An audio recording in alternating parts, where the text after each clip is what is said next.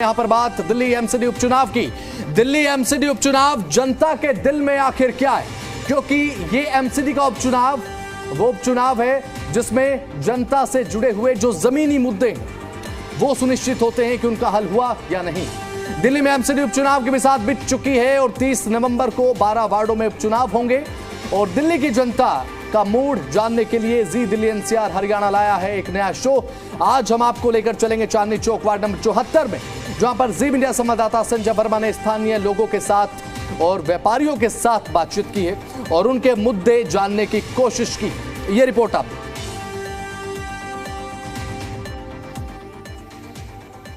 दिल्ली नगर निगम में 12 वार्डों पर उपचुनाव होने हैं। 30 सितंबर को मतदान होगा। ऐसे में जैसे जैसे तारीख नज़दीक आती जा रही है वैसे वैसे राजनीतिक सरगर्मियां भी इन 12 वार्डों के अंदर शुरू हो गई हैं।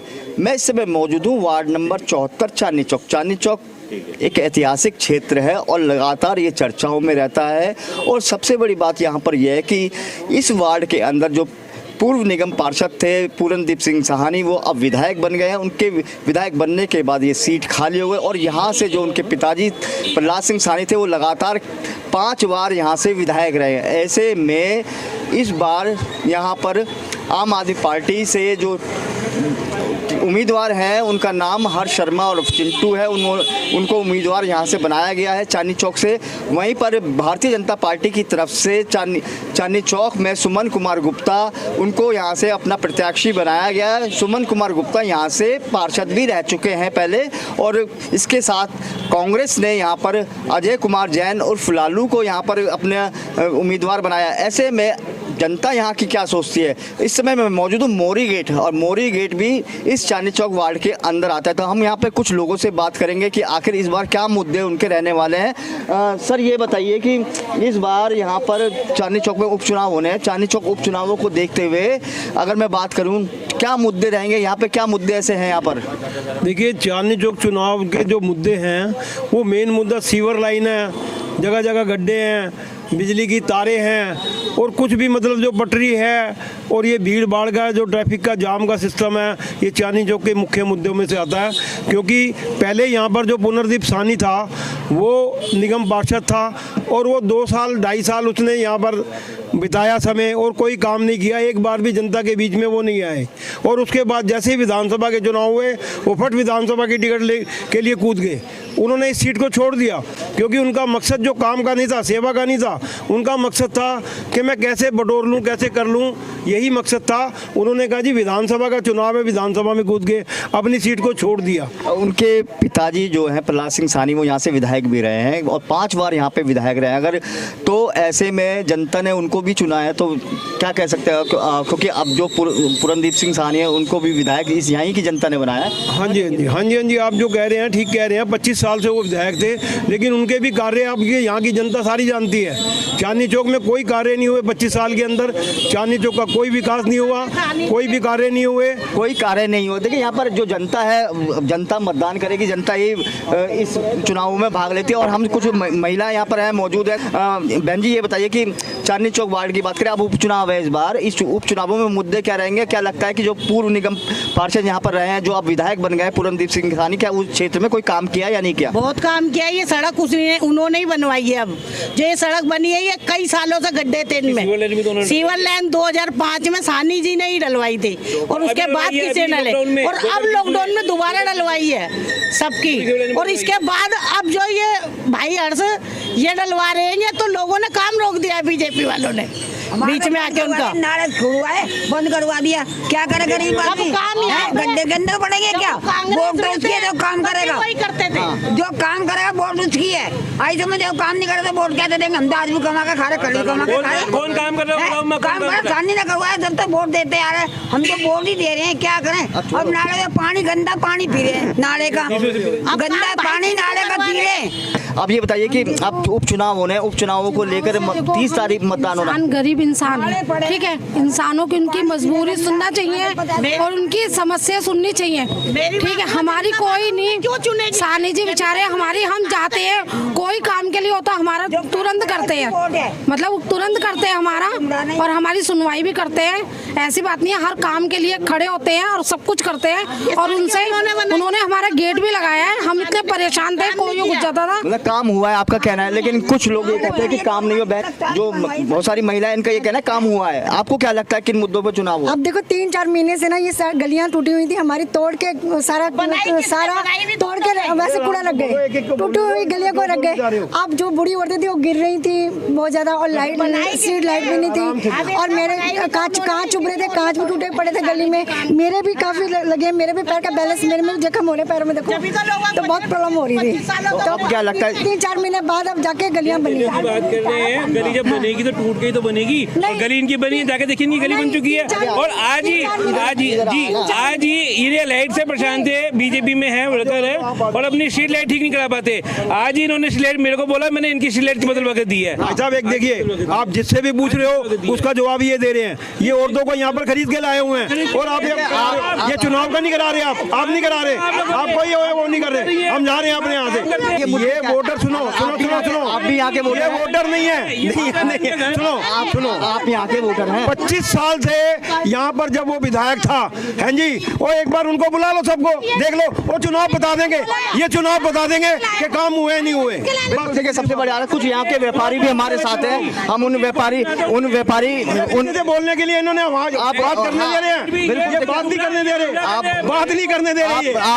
आप मैं कुछ व्यापारी हमारे साथ हैं। सर ये बताइए, एक मिनट शांत हो जाइए, आप शांत होइए सर, आप यहाँ पे व्यापारी है, क्या लगता है? क्या मैं यहाँ पे काफ़ी पुराना व्यापारी हूँ, मार्केट एसोसिएशन का यहाँ का उप प्रधान भी हूँ, और जो समस्याएं हैं यहाँ पे वो ये स्थानीय निवासियों की अपनी हो सकती है, क्योंकि हम लोग यहाँ से चले आते हैं, जो हम रोज़मर्रा देखते हैं। सबसे बड़ी पार्किंग की समस्या है, गाड़ियों के आगे गाड़ी लगी हुई है। अगर कोई पुलिस की व्यवस्था या प्रशासन की व्यवस्था ऐसी हो कि अभी अगर हमारे को 2 बजे 4 बजे घर जाना पड़ जाए तो हमारी गाड़ी नहीं निकलेगी, क्योंकि हमारी गाड़ी के आगे भी गाड़ी लगी हुई है। या तो पार्किंग है नहीं, इसको खत्म कर दिया जाए। एक बहुत बड़ी समस्या जिसकी वजह से रोज 2-2 हाथ होते हैं व्यापारी का व्यापारी के साथ, जिसके लिए प्रशासन बहुत बड़ा जिम्मेदार है। ये हकीकत है ज़मीनी। बाकी इनकी जो रोजमर्रा की जरूरतें ये माता जी जानती होंगी, वो हम नहीं जान सकते हैं, क्योंकि हम लोग दुकानदार हैं, व्यापार करने आते हैं, व्यापार करते चले। पार्किंग की एक बहुत बड़ी समस्या है। अच्छा सर, एक सवाल यहाँ पे भी है, क्योंकि मैं आपको बता दूं कि यहाँ से पलायन जो, क्योंकि कमर्शियल होता जा रहा है, यहाँ से जो लोग हैं वो बाहर निकलते जा रहे हैं, ऐसे में रेजिडेंशियल कम होता है क्या? तो इसके लिए भी सरकार को कुछ करना चाहिए, जो जनप्रतिनिधि यहाँ पर आएगा, क्या उसके वो भी इस तरह के ठोस उपाय बताए ताकि यहाँ पर आबादी आ सके, दोबारा बसावट हो सके? सर आबादी यहाँ से 90-95% चले गए हैं लोग। कारण ये है कि मार्केट का डेवलपमेंट होता रहा, मार्केट डेवलप होती रही, जो मकान थे लोगों ने गोदाम के लिए ले लिए। अब कुछ लोग रह गए हैं जिनके पास कोई ऐसी व्यवस्था नहीं है कि अब वो चले जाएं, उतने पैसे नहीं मिलते, जितने पैसे मिलते उतने का आगे मकान नहीं मिलता। इस वजह से वो लोगों को हैरान मजबूरी है। हम लोग अपने घर में कैसे, या तो इन लोगों को आगे स्थायी निवास दिया जाए, इस जगह की इनको पूरी कीमत मिले, ताकि आगे उतने पैसों में निवास ले सके, आगे जाके उतने पैसों में ले सकें। यहाँ पे मान लो 1 रुपए का सामान बिकता है तो आगे मिलता है 3 रुपए के अंदर, तो ये आगे या तो इनको वहाँ से शिफ्ट किया जाए, क्योंकि ये कमर्शियल मार्केट हो गई है, रेजिडेंशियल एरिया नहीं रहा। तो ये मौलिक सुविधाएं जितनी ये मांग रहे हैं इतनी वहाँ कोई सरकार आ जाए नहीं दे सकती इनको, कारण ये गली गली में दुकानें हैं। बिल्कुल, देखिए मुद्दे बहुत सारे हैं यहाँ पर, और सबसे बड़ी बात है कि जिस मुद्दों को लेकर, क्योंकि उपचुनाव होना है चांदनी चौक वार्ड नंबर 74 में, ऐसे में सबकी अपनी अपनी शिकायतें, सबकी अपने अपने वो हैं।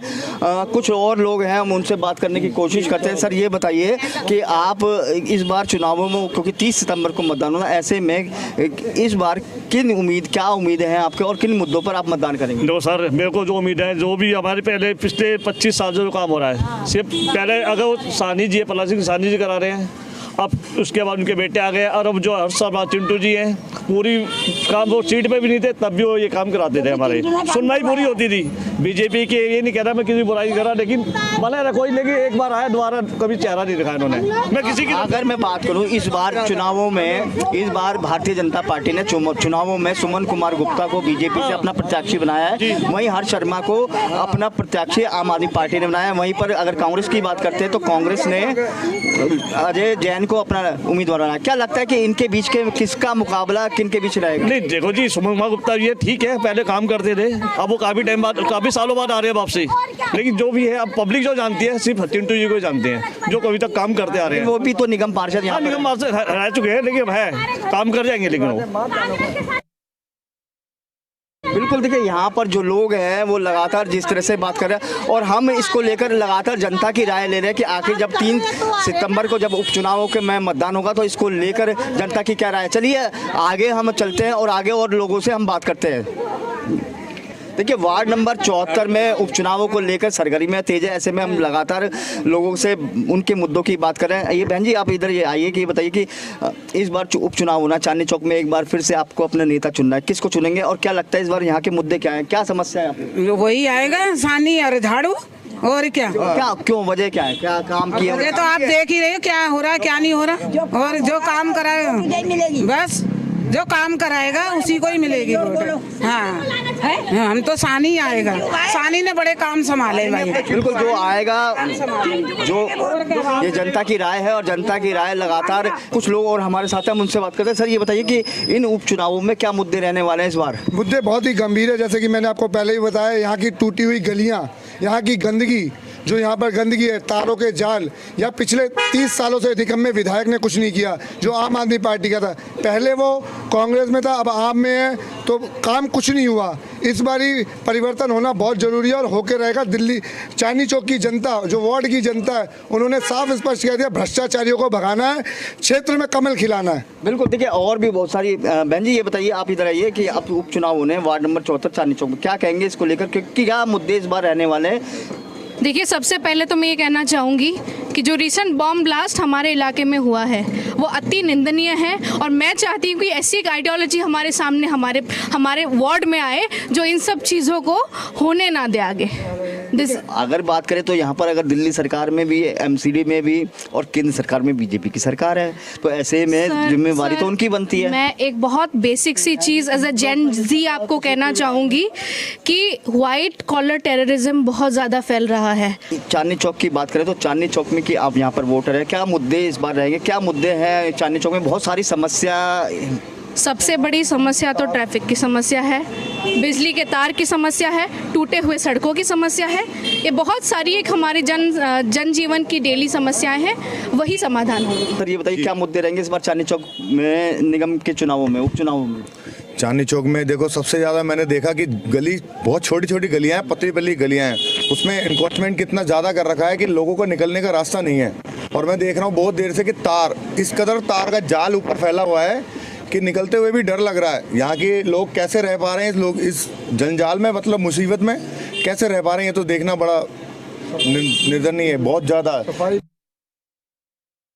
चांदनी चौक नगर निगम के उपचुनावों को लेकर मैं लगातार लोगों से बात कर रहा हूँ। इस समय मैं पहुँचा हूँ मोरी गेट के कटरा में, एक यहाँ पर बहुत सारी महिलाएं हमारे साथ यहाँ मौजूद हैं। हम उनसे बात करेंगे कि इस बार उपचुनावों को लेकर उनके क्या मुद्दे रहेंगे, क्या मुद्दे हैं और किन मुद्दों को लेकर वो इस चुनावों में भाग लेंगे। ये बताइए कि अब उपचुनाव होना है, आप थोड़ा सा आगे आइए। अच्छा आप आगे आइए, आप ये बताइए कि उपचुनाव है इस बार चांदनी चौक में, क्या काम हो, क्या समस्या है, क्या मुद्दे रहेंगे, यहाँ की समस्याएं क्या है, क्या दिक्कत है? कोई समस्या नहीं, हमारे तो समस्या सारे चिंटू भैया ने उसने सानी जी ने समस्या पूरी कर दी, लाइट वाइट लैट्रिन बाथरूम सब बनवा दिए हमारे।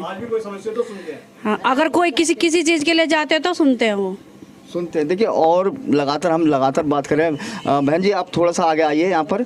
देखिए यहाँ की जो समस्या है, क्योंकि अब उपचुनाव होने हैं, चुनना आपने, मतदान आपने करना है, क्या लगता है आपको? हमें जो सही लगता है हम सानी जी को वोट देंगे, जो सानी की तरफ से खड़े। क्या है, मैं तो ये कह रहा हूँ कि मुद्दे क्या रहने वाले हैं, क्योंकि उनके जो पुत्र थे पहले पूरनदीप सिंह सानी, वो यहाँ पे निगम पार्षद रहे, अब मुद्दे क्या रहने वाले हैं? मुद्दे ये हैं, जो भी हमारा काम है वो अच्छे से करते हैं, और जैसे हमने और करते रहेंगे। जैसे हमारी यहाँ पे लाइट लगवाई है, हमारी फर्शें बनवाई है, हमारी लैट्रिन भी बनवाई है, और हमारा गेट वगैरह जो भी है, हमारा जो भी काम होता है वो हमारा अच्छे से कराते हैं। बिल्कुल, देखिए लगातार हम यहाँ पे बात करें, बहन जी आप थोड़ा सा इधर आइए। अब ये बताइए कि मैं एक बात, क्योंकि उपचुनाव होने हैं, उपचुनाव में 30 सितंबर को मतदान होना है, ऐसे में मतदान के में आप क्या सोचकर मतदान करेंगे कि क्षेत्र के विकास को लेकर, ताकि क्षेत्र का विकास हो सके? देखो हमारे यहाँ पर पहला सानी थे, ठीक है, उन्होंने हमारे लिए बहुत कुछ किया, लाइटिंग बनवाई, पानी का समस्या हल करी, लाइटें लगवाई, सारा कुछ उन्होंने करा। तो हम अब भी यही बात सोच कर हम चिट्टू को वोट देंगे, वो भी अच्छे हैं हमारे लिए शुरू से। अच्छा, अगर मैं बात करूं, यहाँ पर सुमन कुमार गुप्ता को भारतीय जनता पार्टी ने टिकट दी है और वो पहले भी यहाँ से निगम पार्षद रहे हैं, ऐसे में कांग्रेस से ने भी टिकट दी है अपने उम्मीदवार को, अजय जैन को, क्या लगता है कि मुकाबला किनके बीच में रहेगा? क्या देखो हमारे को तो ना जनता से कोई इतना वो है ना इनसे, हमारे तो जो भी काम करा देगा वही हमारी पार्टी है, जो भी आपका काम कराएगा वो आपकी पार्टी है। तो बच्चों के लिए पढ़ाई वढ़ाई के वही हमारी पार्टी है। बिल्कुल, देखिए लगातार हम जगह जगह जाकर जनता से बात कर रहे हैं और जनता की अपनी अपनी राय है, क्योंकि उपचुनाव होने वाले हैं। ऐसे में 30 सितंबर को मतदान होगा और मतदान के समय में अब जैसे जैसे समय नज़दीक आ रहा है वैसे वैसे चुनाव भी, राजनीतिक सरगर्मियाँ भी बढ़ती जा रही है। संजय वर्मा, जी मीडिया, दिल्ली। वार्ड नंबर 74 के मुद्दे हमने आपको बताया, जनता का क्या कहना अब देखने की बात है कि जनता किसे स्वीकार कर किसे नकारती है, ये देखने की बात रहेगी।